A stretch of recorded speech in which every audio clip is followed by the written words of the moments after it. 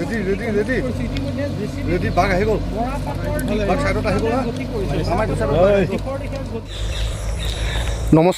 ND365 সমূহ দৰ্শকক মই প্ৰথমে স্বাগতম জনাইছোঁ আৰু এই মুহূৰ্তত মই উপস্থিত আছোঁ ডিঙৰ আটগাঁৱত কিয়নো আজি 14টা দিনে বাঘে আতংকৰ সৃষ্টি কৰি আহিছে ডিঙৰ আটগাঁৱত আৰু এই মুহূৰ্তত 12খনকৈ জেচিবিৰ জৰিয়তে বন বিভাগৰ লোকে বাঘটো কৰায়ত্ব কৰিবলৈ অভিযান আৰম্ভ কৰিছে আৰু ইয়াৰ সমগ্ৰ দৃশ্য আপোনালোকক দেখুৱাবলৈ মই চেষ্টা কৰিম। মই প্ৰথমে কিছু দৃশ্য দেখুৱাই লৈছোঁ আপোনালোকক।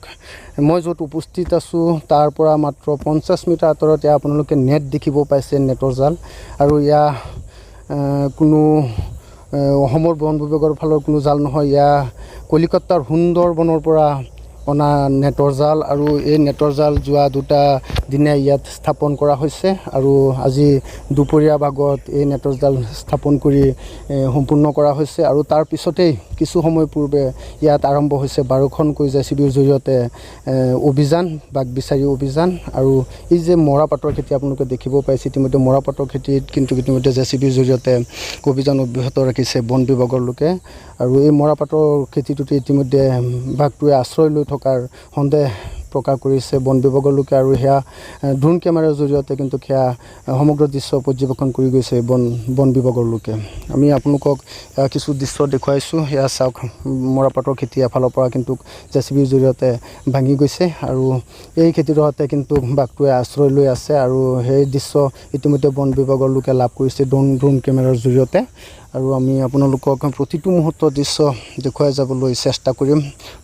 আজি 12খনকৈ জেচিবিৰ জৰিয়তে কিন্তু অভিযান আৰম্ভ কৰিছে বন বিভাগৰ লোকে আৰু যোৱা 14টা দিনে কিন্তু ন কৌশল অৱলম্বন কৰি আহিছিল বন বিভাগৰ লোকে, কিন্তু বাঘ কৰায়ত্ব কৰিবলৈ সক্ষম হোৱা নাছিল যোৱা 14টা দিনত। যাৰ পৰিপ্ৰেক্ষিতত ইতিমধ্যে 5জনকৈ লোকক বাঘে আক্ৰমণ কৰিছে, 5জনকৈ লোকক বাঘে আক্ৰমণ কৰি পেলাই গুৰুতৰভাৱে আহত কৰিছে। আৰু আজি 14টা দিনৰ অন্তত সুন্দৰবনৰ পৰা যি নেট অনা হৈছিল সেই নেট ইয়াত স্থাপন কৰা হৈছে আৰু কিছু সময় পূৰ্বে 12খনকৈ জেচিবিৰ জৰিয়তে বন বিভাগৰ লোকে অভিযান আৰম্ভ কৰিছে বাঘ বিচাৰি আৰু খন্তেক সময়ৰ পিছতে হয়তো আমি আপোনালোকক সমগ্ৰ কাহিনী দেখুৱাবলৈ সক্ষম হ'ম। আটগাঁৱতে আপোনালোকে দেখিব পাৰিছে বাঘ ধৰাৰ অভিযান অব্যাহত ৰাখিছে। 12খনকৈ জেচিবিৰ জৰিয়তে বাঘ ধৰাৰ অভিযান ইতিমধ্যে আৰম্ভ কৰিছে বন বিভাগৰ লোকে। আৰু মই য'ত বাঘটো আছে তাৰ পৰা মাত্ৰ মই 100 মিটাৰ আঁতৰত আছোঁ আৰু মই ইয়াৰ পৰা ইতিমধ্যে আঁতৰি যাবলৈ কিছু পিছুৱাই যাবলৈ, কিয়নো খবৰ পাইছোঁ যে ইতিমধ্যে নেট পাৰ হৈছে বাঘ, এইফালে জংঘলত প্ৰৱেশ কৰিছে। গতিকে আমি ইয়াৰ পৰা আঁতৰি যাব লাগিব। সমগ্ৰ আটগাঁওবাসী এই মুহূৰ্তত আতংকত ভুগি আছে, কিয়নো আজি 14টা দিনে সম্পূৰ্ণভাৱে বিফল হৈছে বাঘ ধৰিবলৈ বন বিভাগে। আৰু আমি প্ৰতিটো মুহূৰ্তৰ আপডেট আপোনালোকক জনাই যাবলৈ চেষ্টা কৰিম। এই মুহূৰ্তত অভিযান অব্যাহত আছে, প্ৰায় 12খনকৈ জেচিবিৰ জৰিয়তে অভিযান অব্যাহত আছে আৰু আজি 14টাকৈ দিনে ন কৌশল অৱলম্বন কৰিও সম্পূৰ্ণভাৱে বিফল হৈছে বাঘ ধৰিবলৈ। আৰু অৱশেষত যি কলিকতাৰ সুন্দৰবনৰ পৰা ইয়াত নেট অনা হৈছে, নেট স্থাপন কৰা হৈছে। 12খনকৈ জেচিবিৰ জৰিয়তে আৰম্ভ হৈছে অভিযান বাঘ ধৰিবলৈ আৰু 2টাকৈ হাতী ওৰাং অভয়াৰণ্যৰ পৰা ইয়ালৈ অনা হৈছে আৰু খন্তেক সময়ৰ পিছতে সন্ধিয়া হ'ব আৰু সন্ধিয়াৰ আগে যদি আজি বাঘটো কৰায়ত্ব কৰিব পাৰে, ধৰিব পাৰে আৰু যদি নোৱাৰে তেন্তে আজিও কিন্তু বাঘ ধৰা নহ'ব।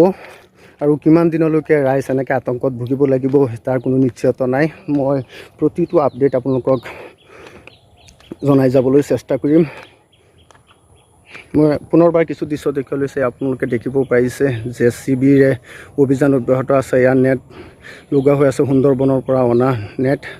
আৰু মই ইয়াৰ পৰা আঁতৰি যাব লাগিব, কিয়নো বাঘ ইতিমধ্যে স্থানৰ পৰা কিছু আঁতৰি আহিছে, এইফালে জংঘলত আহিছে আৰু কোন মুহূৰ্তত বাঘে কোনফালে গতি লয় সেয়া ক'ব নোৱাৰি। মই কিছু আঁতৰি যাওঁ। ড্ৰোন কেমেৰাৰ জৰিয়তে ইতিমধ্যে পৰ্যবেক্ষণ কৰিছে বন বিভাগৰ লোকে, সমগ্ৰ দৃশ্য পৰ্যবেক্ষণ কৰিছে।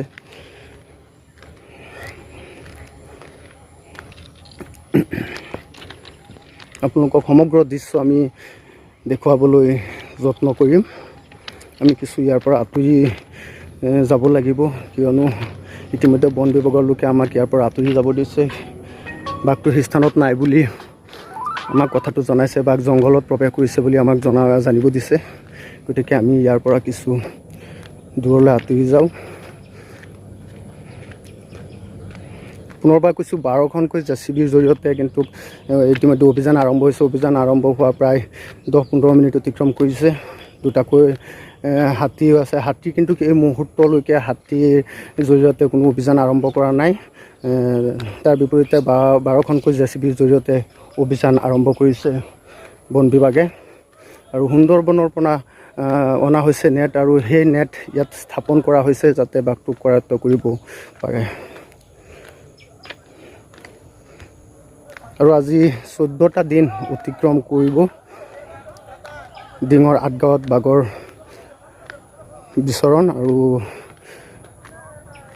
পুনৰবাৰ কৈছোঁ, ডিঙৰ আঠগাঁৱত আজি 14টা দিনে বাঘৰ আতংক অব্যাহত আছে। আমি প্ৰতিটো মুহূৰ্তৰ দৃশ্য আপোনালোকক দেখুৱাই যাবলৈ চেষ্টা কৰিম।